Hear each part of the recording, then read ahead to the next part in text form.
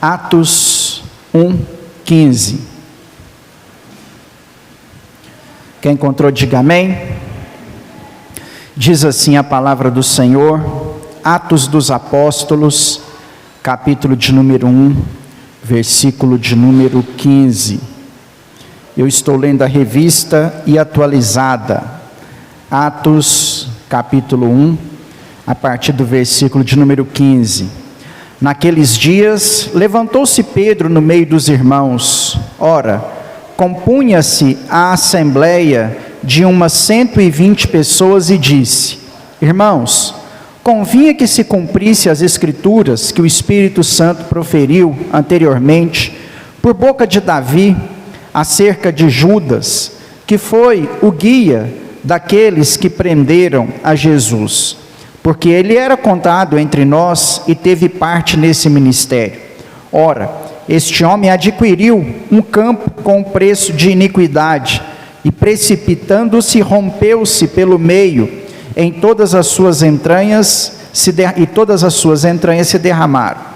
E isto chegou ao conhecimento de todos os habitantes de Jerusalém, de maneira que, em sua própria língua, esse campo era chamado de Aceldama, isso é, campo de sangue, porque está escrito no livro de Salmos: fique deserta a sua morada, e não haja quem nela habite.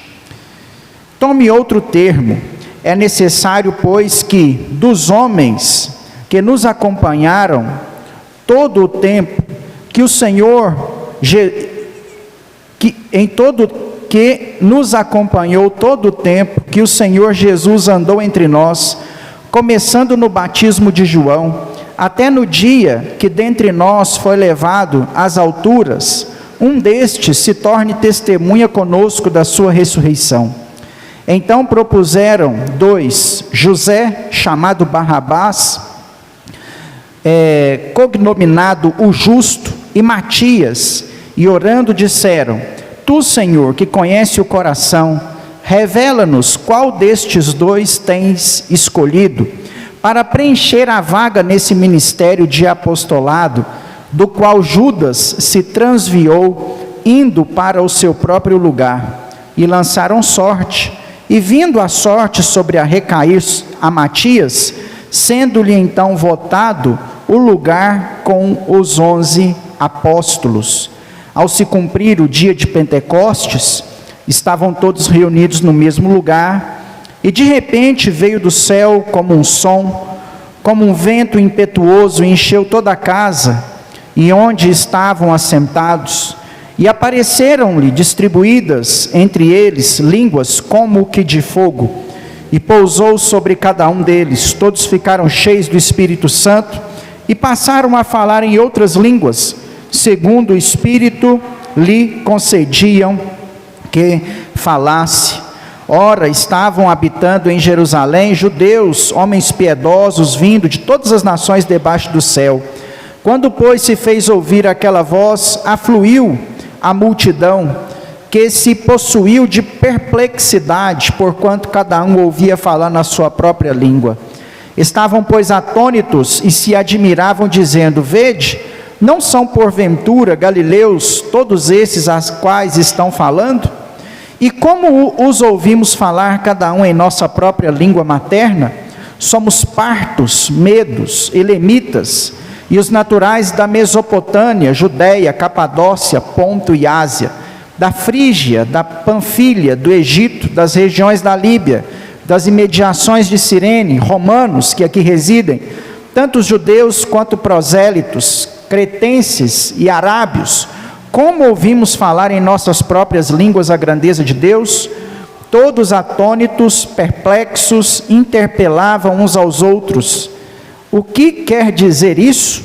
Outros, porém, zombavam, diziam: estão embriagados. Deus, esta é a tua palavra que foi lida e será ministrada aos nossos corações nessa noite. A nossa oração, a minha oração, é para que através desta palavra nós sejamos aqui nessa noite renovados pelo poder do teu Espírito Santo, restaurados pela tua glória, pela tua graça, pelo teu amor, Que o Senhor nos alcance nessa noite, Deus, com fortalecimento espiritual que só a Tua palavra pode proporcionar aos nossos corações, Pai. Que aqui neste lugar o Teu nome continue sendo exaltado, engrandecido, em nome de Jesus. É o que nós pedimos ao Senhor. Santifica o Teu nome no nosso meio mais uma vez, através desta mensagem, em nome de Jesus. Amém. Pode se assentar, meu irmão.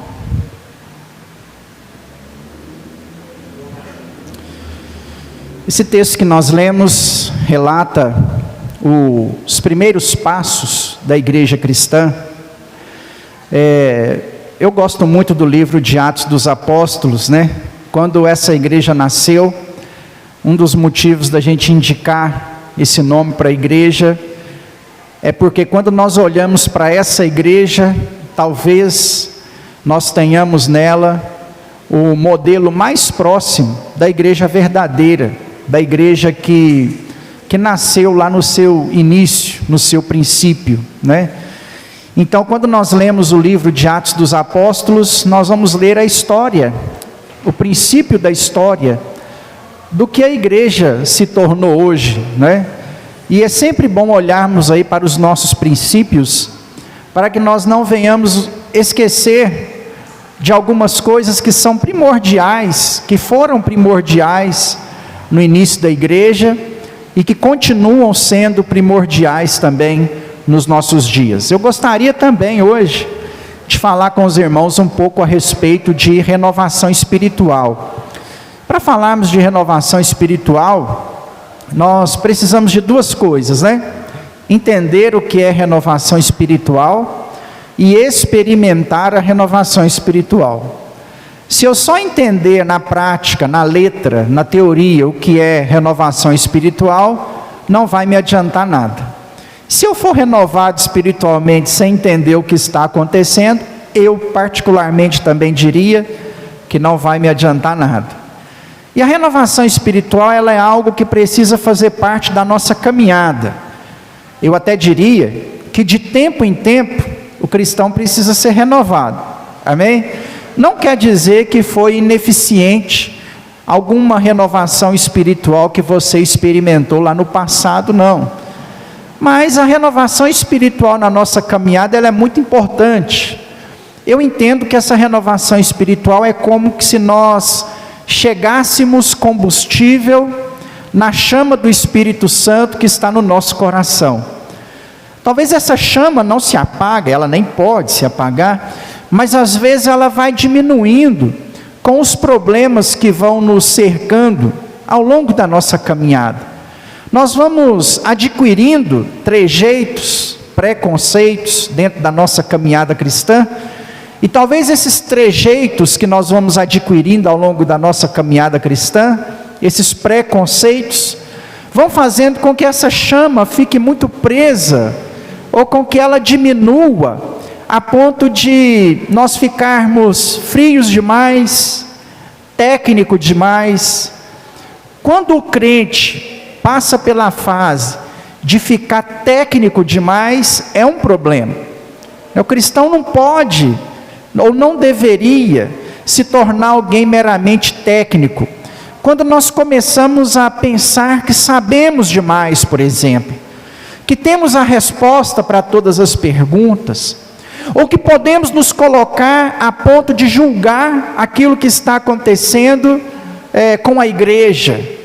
Quando nós saímos da posição de estar no meio ou entre, e nos colocamos em uma posição acima, entendendo que somos maiores, melhores, não é? Porque já conhecemos como que as coisas acontecem. Isso é um problema para o cristão, quando ele sai da sua fase de estar no meio da igreja e se torna um crítico apenas do evangelho e da graça. Eu diria que quando nós passamos por essa fase, porque infelizmente passamos por ela, quando nós passamos por essa fase, nós precisamos de uma renovação espiritual. Esse é um dos motivos que conduz o crente ao longo de sua caminhada a ter que experimentar uma renovação espiritual. Nós temos outros motivos. Eu citei um motivo gospel, evangélico, né? Mas nós temos outros motivos. Nós temos o motivo do pecado, por exemplo. Talvez o pecado vai entrando sorrateiramente na nossa vida, e nós vamos colocando algumas coisinhas, achando também que somos fortes, que podemos resistir, que não tem nada a ver, e quando nós acordamos, estamos com tantos pecados, que aí nesse caso, a chama do Espírito Santo apagou. Um crente, para sair da condição de pecado, de afastado de Deus por causa do pecado, talvez ele nem está afastado da igreja, mas ele está afastado de Deus por causa do pecado, só consegue sair dessa condição mediante a um processo de renovação espiritual. É a força do Espírito Santo que convence o homem do pecado, da justiça e do juízo, que é capaz de tirar o crente de uma situação pecaminosa. Então, quando nós estamos mergulhados no pecado, também carecemos de uma renovação espiritual.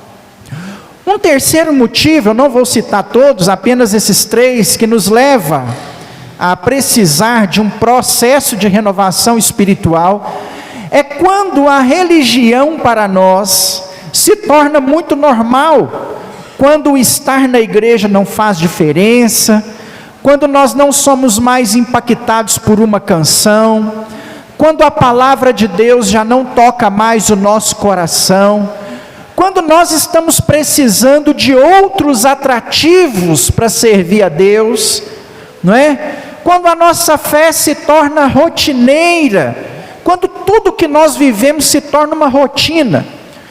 A teologia verdadeira entende que esse processo se chama religiosidade, né? Há uma diferença entre religião e religiosidade. Religião é a ferramenta a qual nós precisamos para buscar a Deus, entende? Por exemplo, o cristianismo é uma religião. Para que nós possamos buscar a Deus, nós vamos precisar do cristianismo, que é as práticas de Cristo. E ele disse em João 14,6 que ele é o caminho, a verdade, a vida, e ninguém vai ao Pai a não ser por ele. Então a ferramenta que nós precisamos para servir a Deus é a religião chamada cristianismo. E nós entendemos que o protestantismo é o cristianismo verdadeiro, porque ele acredita nas verdades da Bíblia, né? Então por isso que você é cristão e por isso que você é protestante, né? Você se converteu ao evangelho ou à igreja evangélica porque você entende que essa religião, cristianismo, ela é a ferramenta essencial para que você possa servir a Deus. Isso é religião, nós precisamos dela. A Bíblia fala dela, inclusive Tiago disse que existe uma verdadeira religião, e a verdadeira religião é a que cuida do seu próximo, a que cuida do necessitado, né? O que Tiago quer dizer nas entrelinhas, que a verdadeira religião é a prática daquilo que Cristo nos ensinou, que é o amor pelo nosso próximo e o cuidar do necessitado. É o cristianismo que é a verdadeira religião.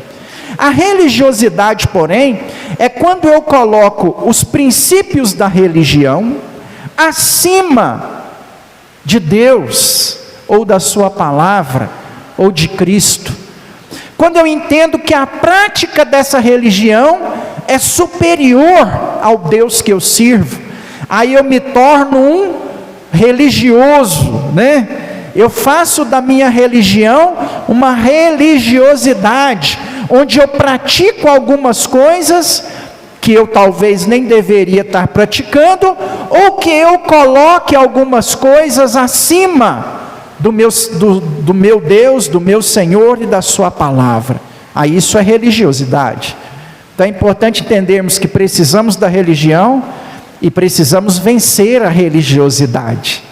Quando nós nos tornamos religiosos demais e aderimos a esse processo de religiosidade, quando tudo para nós fica normal, Quando um culto para nós é algo normal, ou não nos faz falta quando nós participamos, quando orar para nós é apenas um ritual, quando escutar música de Deus para nós é apenas um detalhe, quando eu me acomodo na minha condição de cristão, sem servir a Deus com nada, sem fazer nada na obra de Deus, quando eu acho que as coisas estão todas normais e eu preciso apenas ficar esperando Jesus voltar, eu preciso passar por um processo de renovação espiritual, porque o servir a Deus precisa nos incomodar, irmãos.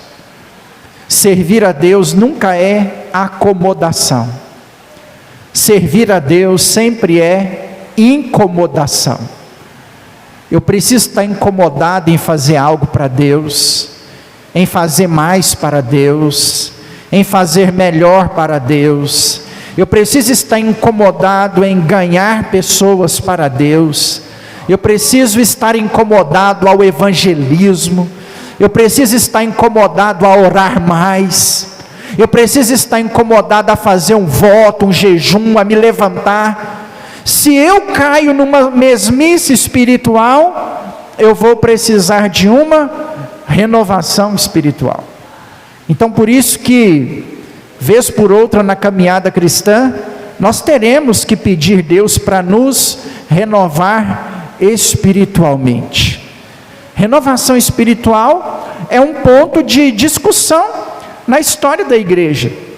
Essa semana, Tiago veio me contar que na escola a professora falou para ele, contou para ele, como que a igreja evangélica chegou no Brasil, e contou para ele uma história errada, né? Ela contou da cabeça dela. Eu ainda perguntei se ela leu isso num livro, porque essa informação está muito fora, né?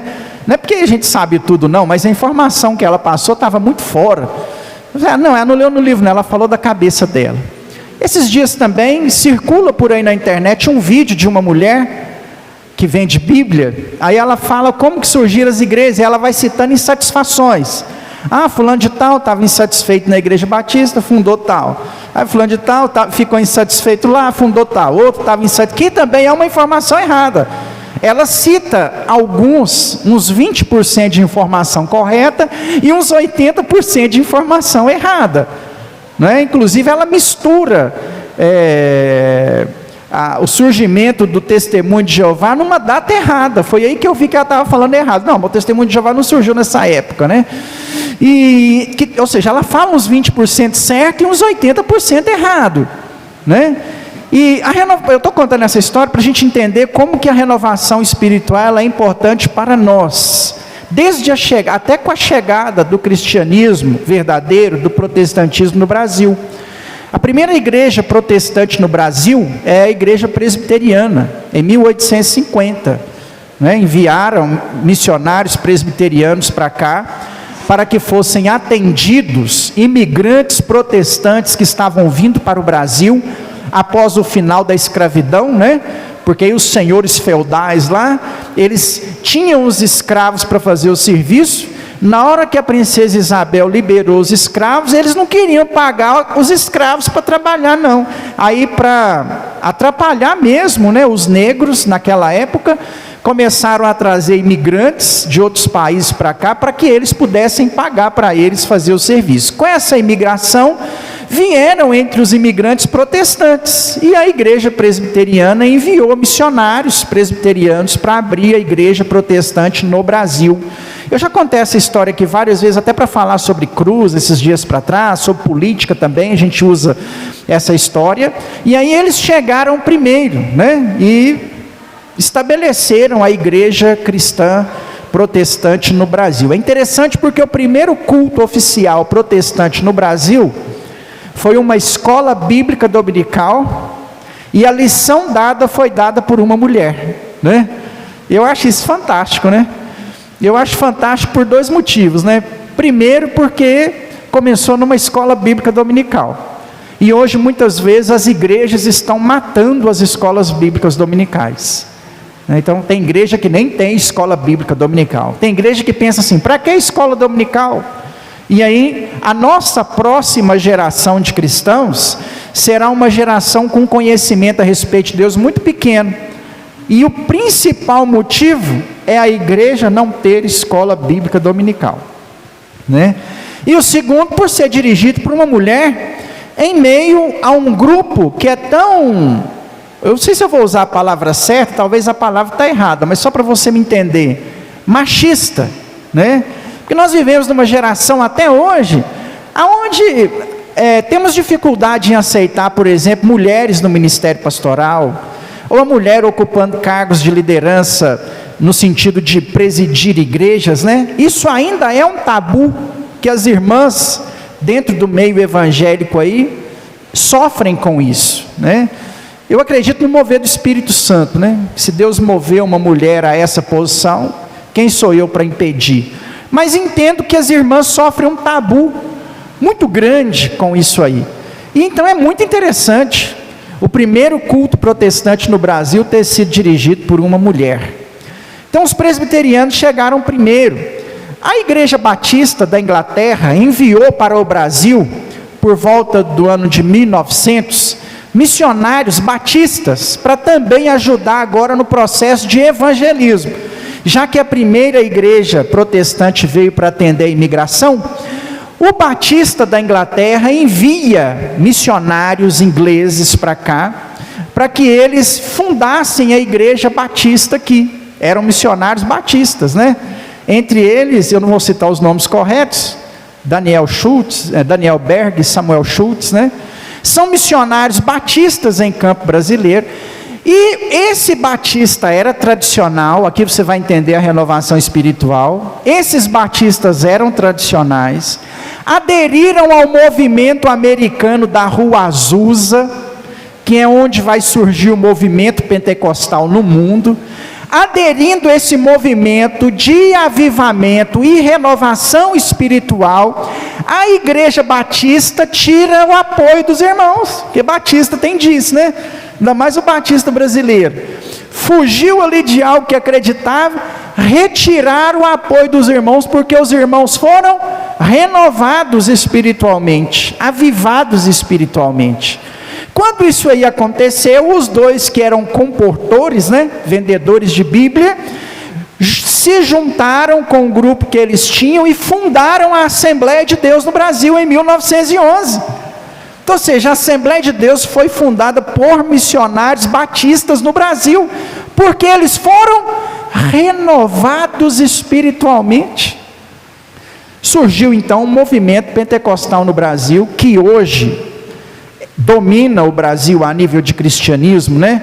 60% da população evangélica no Brasil é pentecostal, não é neopentecostal, não, é pentecostal.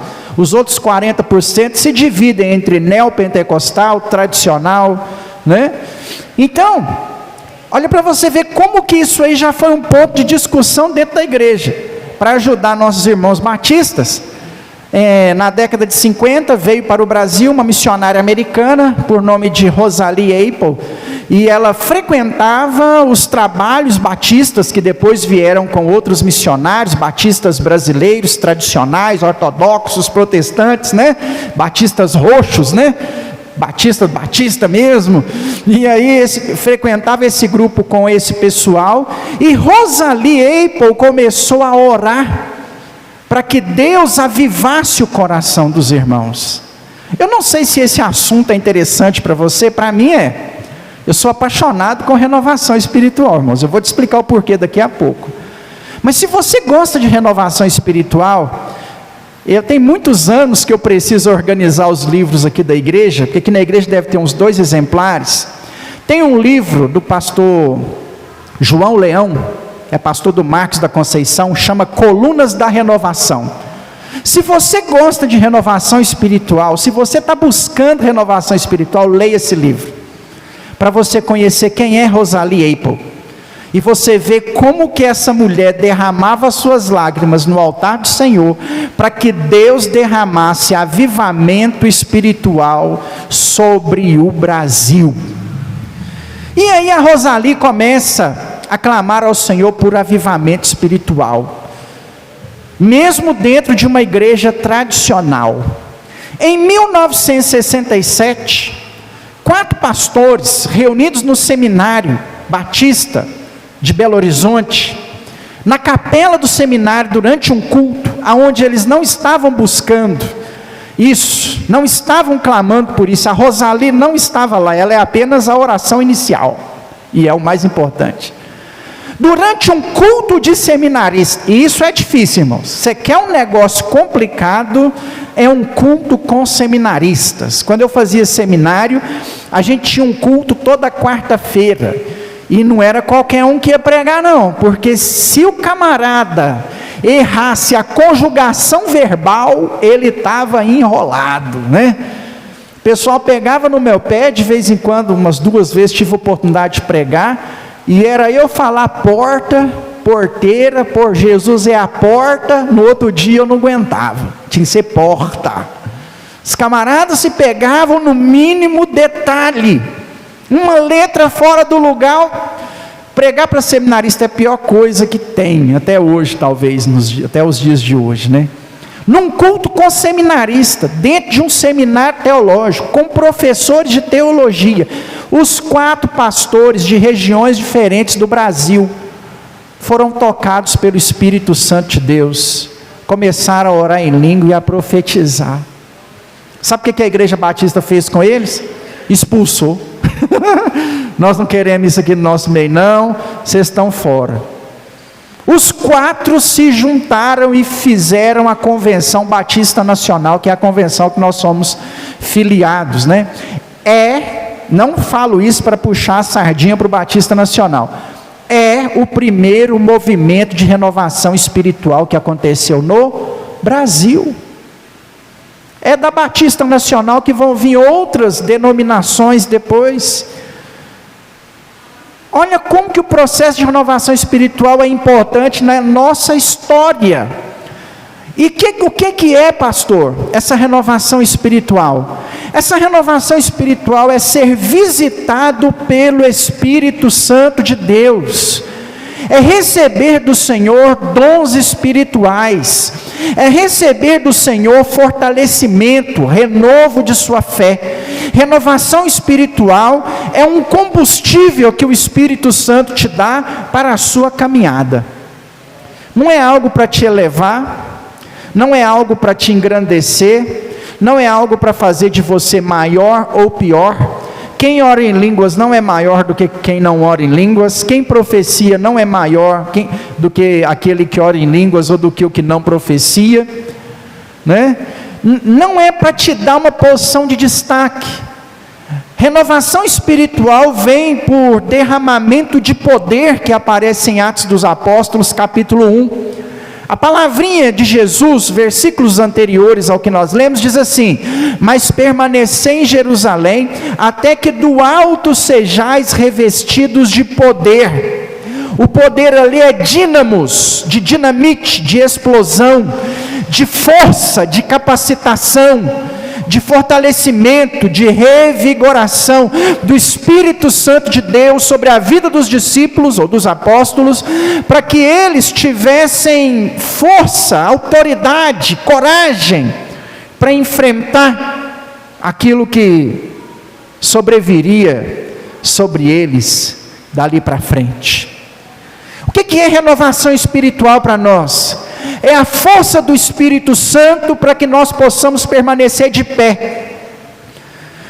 O que eu estou falando para você não é conto da carochinha, é para você guardar no coração. Uma renovação espiritual sobre a sua vida consertaria os problemas do seu casamento, consertaria o seu problema de pecado, te libertaria dos seus vícios, faria com que você abandonasse as práticas que você pratica, que não agrada a Deus.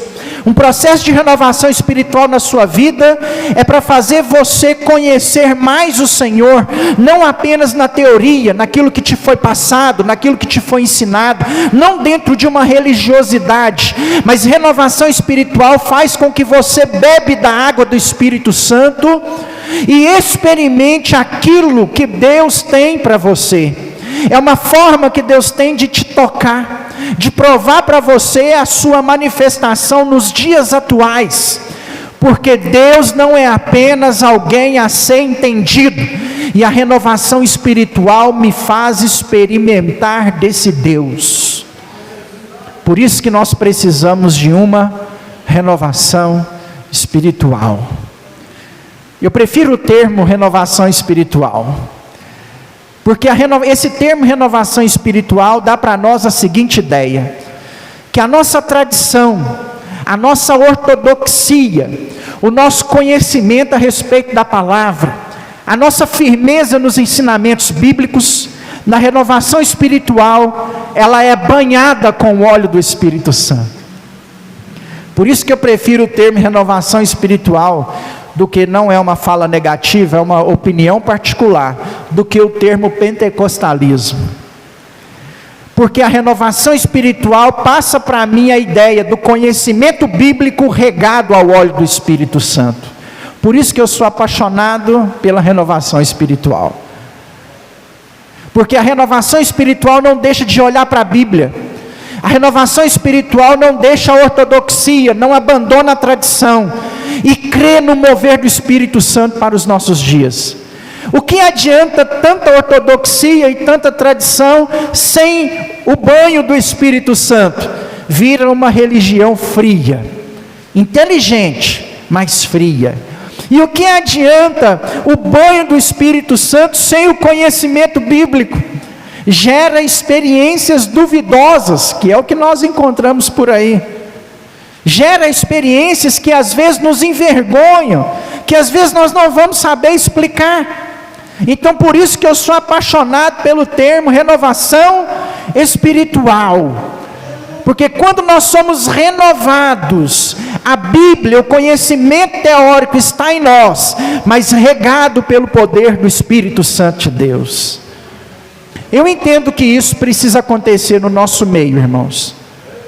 Eu entendo que a nossa igreja é uma igreja com um bom conhecimento teórico, mas nós somos falhos no banho do Espírito Santo de Deus. Acredito eu que nós, como Igreja Batista Nacional Atos, precisamos beber um pouco mais dessa água aí. Precisamos mergulhar um pouco mais nesse óleo do Espírito e ter essa experiência real e verdadeira com o Senhor, porque só o conhecimento teórico não é suficiente, e eu li esse texto por causa disso. Esses discípulos, que há versículos atrás eram um número de 500, viu Jesus subir aos céus. Ao passar de 40 dias, que é o tempo da Páscoa até o Pentecostes, 40, 50 dias, eles continuavam reunindo, obedecendo aquilo que Jesus havia ordenado para eles, de permanecer em Jerusalém, até que do alto fossem revestidos de poder, aguardando a promessa do Pai sobre a vida deles. Durante esse processo aí, em menos de 50 dias, 380 abandonaram a fé, seguiram outros caminhos. Não posso dizer que eles desviaram, mas não continuaram no propósito. Próximo ao derramar de Pentecostes, 120 irmãos estavam reunidos. Então eu vou olhar para esse número de 120 irmãos que estavam reunidos, aguardando a promessa do Pai. A promessa do Pai era uma promessa de renovação espiritual, de derramamento de poder, permanecer em Jerusalém, até que do alto sejais revestidos de poder. Aqueles discípulos já estavam prontos, aqueles discípulos já haviam recebido tudo o que eles deveriam receber, ao longo de 3 anos e meio de caminhada. E a caminhada deles não foi uma caminhada com qualquer um, foi a caminhada com o próprio Jesus. Receberam um intensivo da boca do próprio Deus, de como fazer. Receberam as instruções do próprio Jesus, mas ainda faltava alguma coisa. Talvez, meu irmão, nós já recebemos até aqui as instruções que precisávamos receber. Já fomos ensinados já fomos discipulados, as doutrinas já estão bem presentes aí no nosso coração. Qual de nós aqui dentro desta sala não sabe o que pode, o que não pode, o que deve, o que não deve, o que fazer, o que não fazer?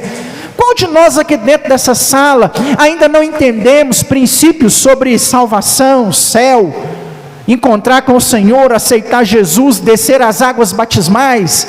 Todos nós, creio eu, que estamos aqui, já conhecemos esses princípios, já estamos prontos.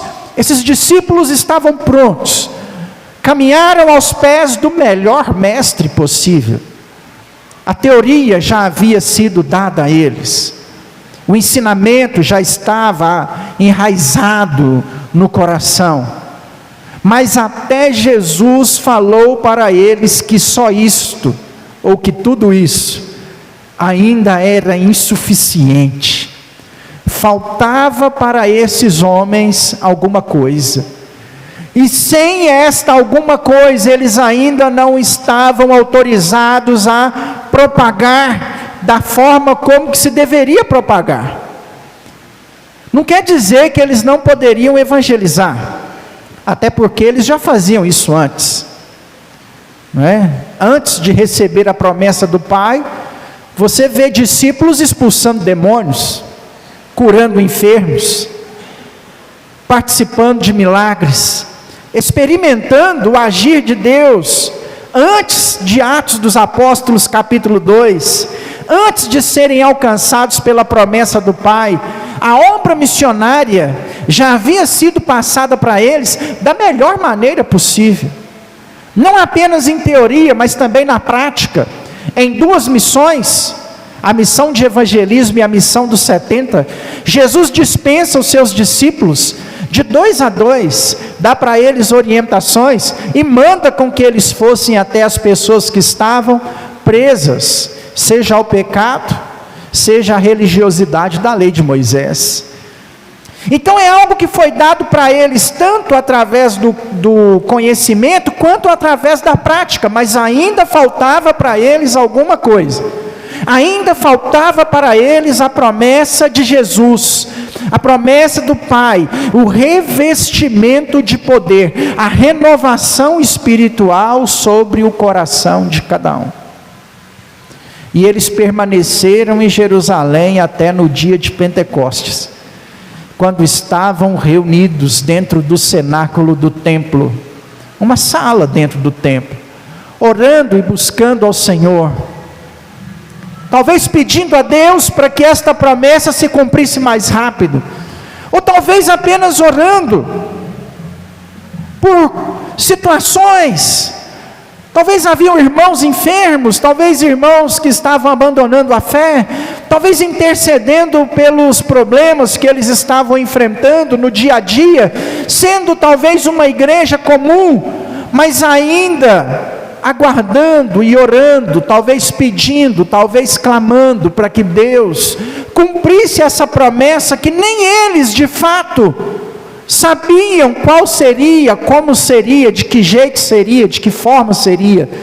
Por isso que há tantas dúvidas também na igreja ortodoxa sobre essa renovação espiritual de Atos 2, porque ninguém sabia como seria. Mas essa experiência foi tão marcante na vida dos discípulos, que os renovados, os irmãos pentecostais, compreenderam que este era o sinal que faltava, que esta era a promessa do Pai. Até que esses homens reunidos dentro do cenáculo do templo, orando, clamando ao Senhor, do nada, como um som, não começou a ventar naquele lugar. Se você prestar atenção nos pormenores do texto que nós lemos a partir do versículo 2, o texto diz que como o som de um vento impetuoso, não ventou naquele lugar, ouviu-se algo que parecia o som de um vento, e de repente sobre eles apareceram línguas como que de fogo, pousando sobre a cabeça de cada um, e eles começaram a falar em outras línguas, conforme os turistas que ali estavam visitando, judeus de toda parte do mundo, estavam em Jerusalém para a festa de Pentecostes e ouviram sobre as maravilhas a respeito de Deus. Nesse dia, nesse momento, processo de renovação espiritual, o dínamo de Deus alcançou o coração dos discípulos, e dali por diante a igreja explodiu, ganhou toda Jerusalém, Judéia, Samaria, as pessoas começaram a se converter aos montes. Pedro sobe, prega, cheio do Espírito Santo, 3.000 almas, numa única pregação. Sobe depois de novo, mais 3.000 almas, não apenas convertidas, batizadas no Espírito Santo de Deus. Rapidamente o Evangelho toma conta de toda a cidade, de toda a região, e a igreja explode, alcançando até os confins da terra, depois com Pedro, o primeiro apóstolo aos gentios, e depois Paulo, o maior apóstolo aos gentios. Porque a renovação espiritual, ela tem esse poder transformador. A vida do crente que está parada, estagnada, que não acontece nada, que caiu naquela rotina, naquela mesmice, que a oração para você é só um ritual, onde você ora e as coisas não acontecem. Quando as coisas estão estagnadas e você precisa de uma explosão, você precisa de um impulso, você precisa de um gás novo, é a renovação espiritual que traz isso para você. Por isso que nós precisamos começar a orar a Deus para nos renovar espiritualmente, para que nós possamos entender e conhecer quais são as maravilhas de Deus, porque eu só sei quais são as maravilhas de Deus a partir do momento que eu sou renovado espiritualmente. O que Deus quer, eu sei. Mas nós estamos precisando, irmãos, urgentemente dessa renovação espiritual. Não dá para continuar vivendo essa mesmice. Não dá para continuar sendo um técnico do Evangelho. Não dá para continuar pensando que nós sabemos tudo sobre a igreja e que estamos acima de tudo na fé. Se você entende que você tem as respostas para todas as perguntas, você precisa ser renovado espiritualmente. Nós estamos precisando descer dos nossos pedestais, esvaziar dos nossos títulos, abrir mão dos nossos diplomas, dos nossos preceitos, sair da nossa posição de juiz e entrar no meio da glória de Deus, da Shekinah do Senhor, para que essa renovação espiritual reacenda, reavive, fortaleça a chama do Espírito Santo no nosso coração. Aleluia. Eu não digo isso para você sair pulando, rodando e plantando bananeira. Eu digo isso para que o seu coração esteja cheio da glória, para que você entenda o que é o poder de Deus na sua vida, para que na hora que você estiver cantando aqui para Deus encher este lugar, de fato você seja cheio, para que você entenda que na hora que você estiver cantando, que nós estamos reunidos aqui, para viver a tua presença, essa presença te alcance. Por isso que nós precisamos de renovação espiritual, para sermos tocados pelo Senhor, para que Deus purifique o nosso coração, porque só o Espírito Santo de Deus pode te libertar, só o Espírito Santo de Deus pode tirar do seu coração o pecado. O sangue de Jesus te perdoa, mas quem te dá força para vencer esse negócio aí é o Espírito Santo de Deus. Clame por renovação, meu irmão. Nós precisamos ser alcançados por renovação espiritual para vencer as nossas fraquezas, para que o Espírito Santo seja essa força que nos fortalece, para que nós possamos dizer não para o pecado. Tanto precisamos de uma renovação espiritual que para nós hoje tudo é normal. Beber é normal, pecar é normal, desagradar a Deus é normal, Falar algumas coisas é normal, assistir algumas coisas é normal, participar de algumas coisas é normal. Nós vamos achando que estamos acima, que a nossa religião é só compreensível. Deixa eu te falar uma coisa: a nossa religião, o cristianismo, nunca foi só compreensível.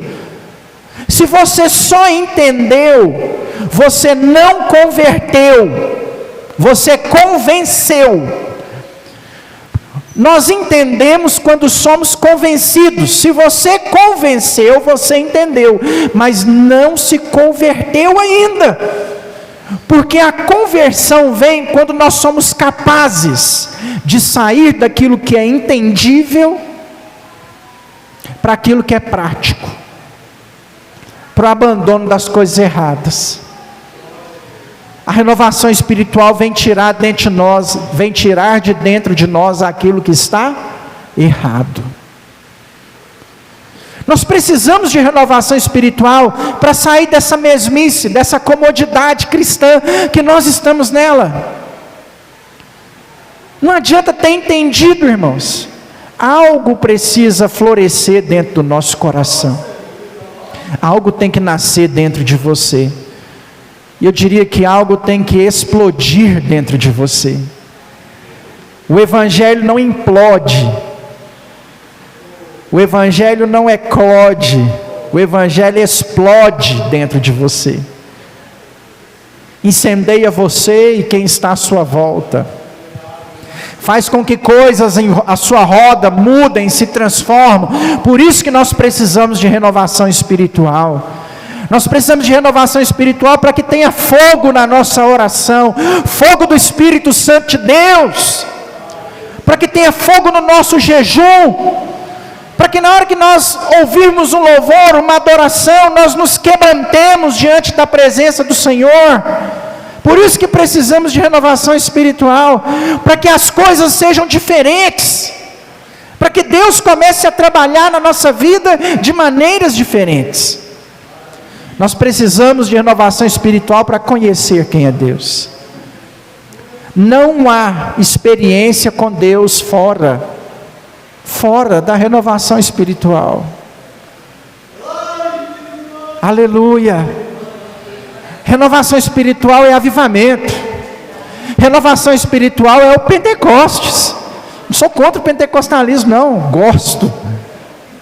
Renovação espiritual é estar no Pentecostes mesmo. Renovação espiritual é ter experiências com Deus. Então não há experiência com Deus fora da renovação. Ou eu sou renovado e bebo da água do Espírito, ou eu serei um técnico a vida inteira. Nós precisamos de renovação espiritual para conhecer quem é Deus. Experiências que nos marcam, irmãos. Experiências que nos impactam, experiências que nos faz querer estar aqui. Se somos alcançados por uma renovação espiritual, você vai querer estar no culto, não porque A vai pregar, não porque B vai cantar, não porque terá um lanchinho depois do culto. Você vai querer estar aqui porque você sabe que numa igreja renovada espiritualmente, quando você chega num culto, Deus fala com você. Amém?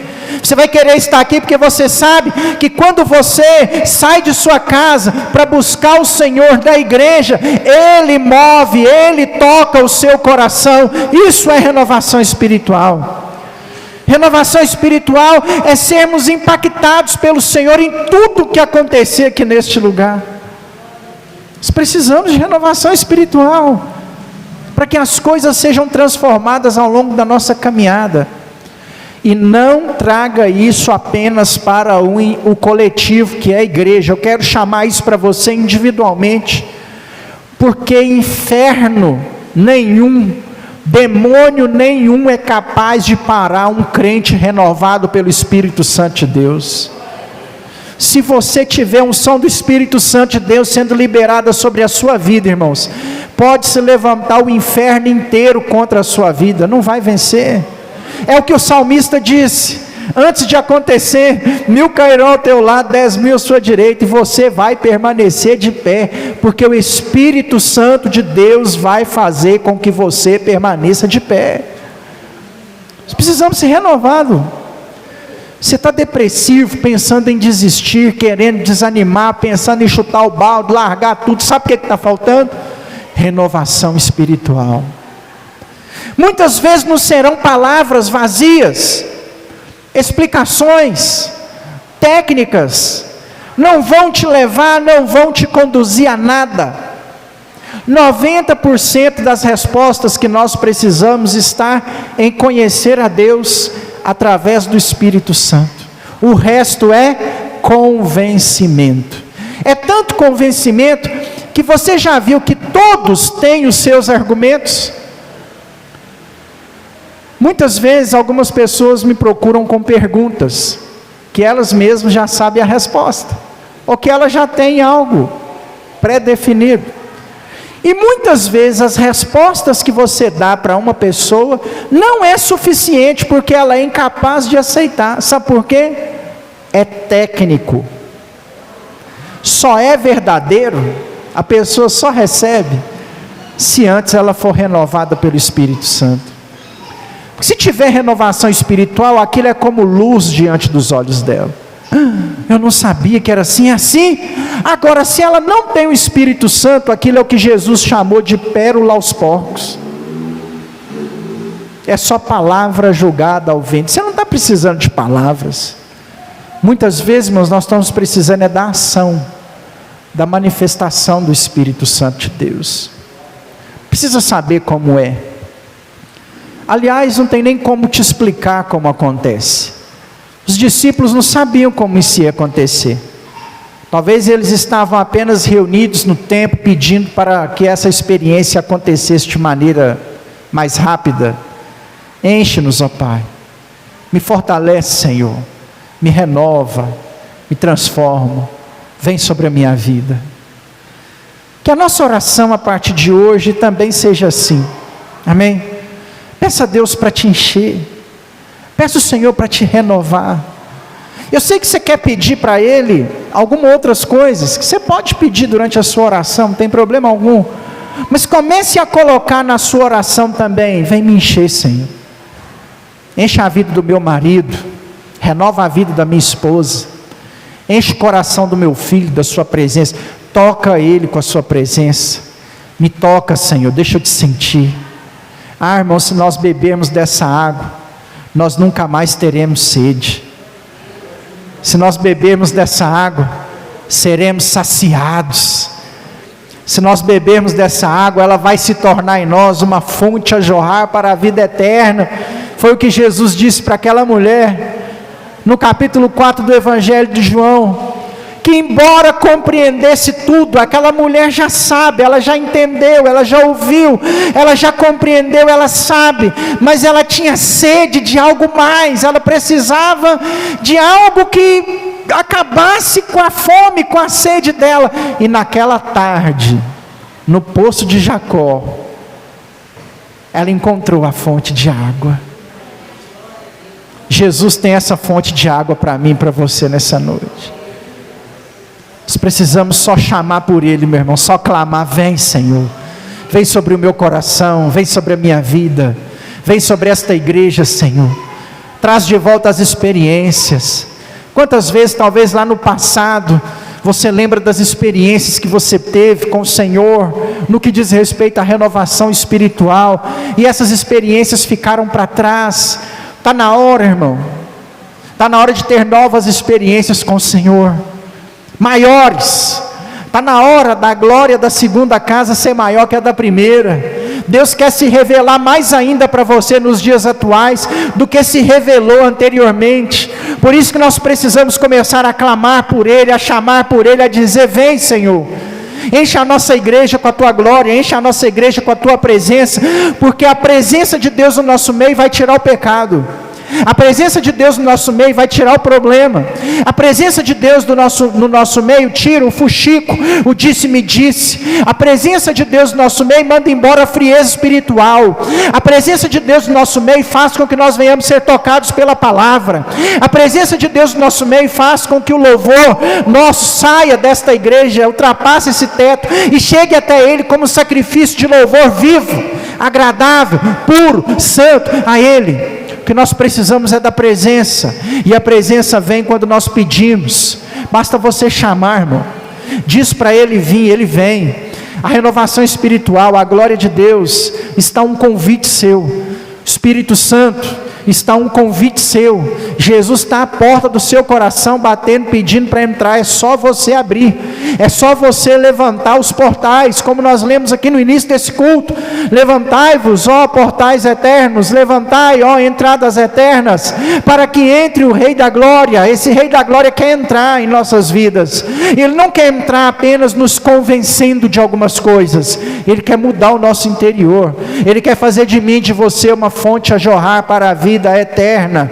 Deus quer, irmãos, nos dar da água dele para beber. Nós podemos experimentar do nosso Deus. Ele está aqui nessa noite. Ele quer tocar o seu coração, Ele quer encher a sua vida, Ele quer mudar o seu ser, Ele quer te renovar, Ele quer batizar você. Nós precisamos abrir mão de tudo, toda técnica, todo conceito, tudo aquilo que somos, que pensamos que temos, para deixar Ele agir, e só Ele agir. Vamos começar a deixar Deus agir, que para Deus agir, meu diploma não interfere em nada, o dinheiro, nada, sua posição, menos ainda. Para Deus agir, eu tenho que esvaziar, eu tenho que abrir mão, eu tenho que esvaziar meu coração dos conceitos que eu acho que estou certo, mas que ainda são duvidosos para mim, e eu fico me segurando nessa religiosidade, achando que é técnico, que é ritual. Eu tenho que abrir mão dessas coisas, irmãos, para que Deus tenha a liberdade de fluir. Comece a partir de hoje a dar liberdade, para que o Senhor decida por você. Por isso que eu li o texto todo, que ali tinha 11, não podia ser 11, tinha que ser 12. Discípulo que traiu Jesus, havia suicidado, morreu, passou a corda no pescoço e caiu num monte de pedra, e as entranhas dele saiu para fora, no texto que nós lemos. Alguém precisava ser colocado no lugar dele, e o Espírito Santo começou a decidir pelos discípulos. Foi o Espírito Santo, através do Urim Tumim, que mostrou que era Matias o substituto de Judas, para que eles continuassem a jornada que havia sido proposta para eles. Deixe Jesus, deixe o Espírito Santo decidir por você. Talvez você está cheio de dúvida, não sei se eu vou, se eu não vou, não sei se eu tomo essa decisão, se eu não tomo essa decisão. Deixa o Espírito Santo te mostrar. Isso é ser renovado espiritualmente, é quando nós somos capazes de ouvir o doce som da voz de Deus ao nosso coração, e somos capazes de obedecer a Ele, porque Ele está nos direcionando. Isso é ser renovado espiritualmente, quando nós somos capazes de ouvir a direção de Deus para as nossas vidas. Isso é ser renovado. Ser renovado espiritualmente é conseguir estar com Deus em todo lugar, é você conseguir levar Deus para o seu trabalho, para dentro da sua casa, para o meio de seus filhos, para a roda dos seus amigos. Não é ser chato não, mas é conseguir levar Deus até lá. Isso é ser renovado espiritualmente. Vamos chamar pelo Senhor, irmãos, porque é dele que nós precisamos. É o agente da Trindade para o nosso tempo. A Trindade se manifesta, se revela à igreja como o Pai, como Deus, Criador, sustentador de todas as coisas, que criou, que governa, que sustenta, que mantém tudo de pé, que tem o controle onipotente sobre todas as coisas. É o nosso Pai. A Trindade se manifesta no Filho, que morreu na cruz, pagou o preço pelo nosso lugar, e escreve o nosso nome no livro da vida. Se não fosse o Filho, nós não teríamos oportunidade de salvação. Embora eu citei ambos como que ainda se manifestam, essas ações foram cumpridas no passado. A criação primeiro, a morte de Jesus em segundo, a manifestação do Espírito Santo sobre a vida da igreja a partir de Atos 2, é o que nós estamos vivendo. Nós não estamos vivendo a criação, ela foi feita em 7 dias, lá em Gênesis. Embora participamos da cruz de Cristo, não estávamos lá 2000 anos atrás, mas o derramamento do Espírito Santo é para os nossos dias. O terceiro agente da Trindade para nós hoje faz desse terceiro agente o ponto principal para a igreja atual. É por causa dessa explicação que Jesus disse que blasfêmia contra o Espírito não lhe será perdoada. Sabe por quê? Porque Ele é o agente do momento. Deus tem Espírito Santo para nós agora, hoje, até o dia que Ele voltar. O Espírito Santo está sendo derramado sobre toda a carne. É para mim, é para você, é para nós, igreja, beber dessa água. Mais do que entender a palavra, mais do que compreender os conceitos, nós precisamos experimentar da graça, beber da água da vida. Vem em nós jorrar algo para a vida eterna, ver o Espírito Santo de Deus se manifestar no nosso meio e através de nossas vidas. O Espírito Santo é para agora, irmãos, não é para amanhã, não foi para ontem, não é para os nossos irmãos do passado, não foi só para o período apostólico, continua até os dias atuais. Ele quer nos usar, Ele quer nos fortalecer, Ele quer nos encher. Comece a pedir, faça algo por isso. Vem na oração amanhã, 5:30 da manhã, buscando por isso. Faça um jejum amanhã pensando nisso. Separe um dia dessa semana, tira lá até o seu horário de almoço, entrega para Deus, para que haja renovação espiritual na sua vida. Suba aos montes, desça aos vales, acorde às madrugadas, ore meia-noite, comece a ler a Bíblia, mas faça algo para que o Espírito Santo de Deus enche o seu coração, porque vazio não dá para continuar. Vazio não dá para caminhar, sem Ele nós não podemos existir.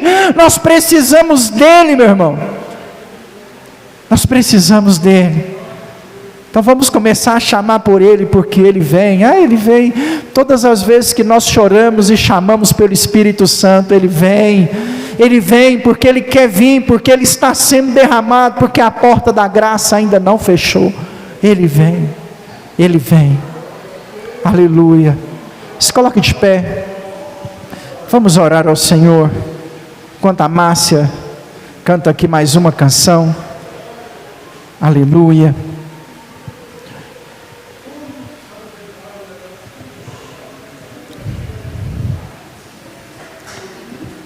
Glória a Deus. Feche seus olhos, coloque a mão no seu coração. Quero te dar a oportunidade de chamar por Ele nessa noite.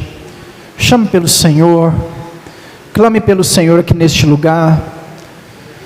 Eu sei que talvez você entrou aqui passando por momentos de frieza espiritual, e Deus tem te repetido palavras de renovação, de fortalecimento espiritual. Talvez os seus olhos, os seus ouvidos ainda não foram abertos a isso. Talvez você está aqui só por obrigação, se arrastou para cá porque você entende, você compreende a necessidade de estar aqui. Mas Deus nessa noite quer fazer que você viva algo mais, meu irmão. Não apenas uma mera religião, não apenas uma mera prática, não apenas uma obrigação. Deus quer tocar os nossos corações nessa noite. Deus quer nos encher neste lugar, irmãos. Deus quer nos visitar. Então comece a chamar por Ele, diga: vem Senhor, eu preciso beber dessa água porque eu não aguento mais tanta frieza. Eu preciso beber dessa água porque eu não suporto mais tanta religiosidade. Eu preciso beber dessa água porque eu não suporto mais tanto ataque do inimigo, tanto pecado. Aleluia. Oh Deus.